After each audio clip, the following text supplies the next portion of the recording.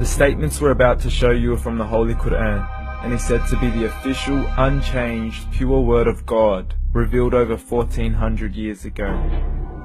Claiming to be the word of God is a heavy statement, and without proof, or if a single contradiction is found within the book, the apparent word of God will be proven false. So without further ado, let's put the book to the test. In the 23rd chapter, titled The Believers, from the 12th to the 14th verses, God is said to give a detailed description of how the human being is formed. It begins by saying, "We then placed him as a sperm drop in a place of settlement, firmly fixed. Then we made the drop into a alaqa." We will translate this word very soon. "And then we changed the alaqa into a lump.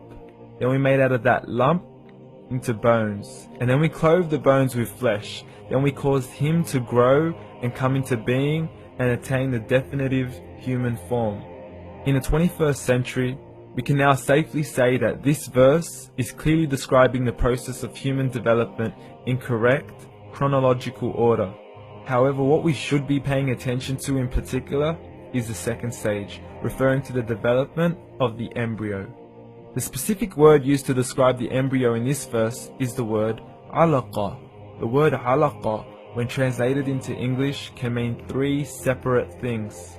Firstly, a blood clot, or to be suspended, that is to be hanging or clinging to something, or thirdly and finally, a leech. Now, all three definitions don't come anywhere near what we perceive to be the human embryo. So, why are these words used, and what significance do they share with the human embryo? Can the embryo be described as a blood clot? Well, what do you think? In the 3rd week of embryonic development, a tubular heart joins with the blood vessels to form a primordial cardiovascular system, and by the end of the 3rd week, the blood is circulating and the heart begins to beat on day 21. The first thing that comes to mind in regards to being suspended or hanging is the umbilical cord. But we can't use that example because we are simply referring to step 2, before the baby has even formed. But we now know today that the umbilical cord is formed from the connecting stalk. And the connecting stalk is formed as soon as the embryo is formed. The embryo's connecting stalk has even been described by John Allen and Beverly Kramer as an object to suspend the developing embryo in the extra-embryonic column. So an embryo is suspended and does have a strong resemblance with a blood clot.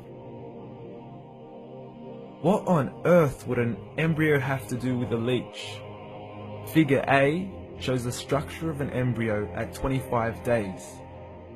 Figure B shows a leech. Now please note once again that the embryo in this stage is no greater than the size of a kernel of wheat. This is an X-ray of the embryo at 22 days. This is the internal structure of a leech. It's mind-blowing stuff, but you still haven't seen anything yet. This is the head of the embryo at 22 days.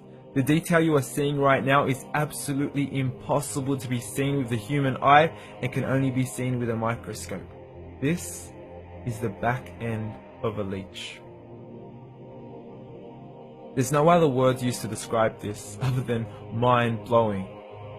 The pictures we have shown you are impossible to be seen with the human eye or even to be predicted by the human mind. Once again, the verses we have shown you were revealed over 1400 years ago to a man who couldn't read nor write. Are these the words of God?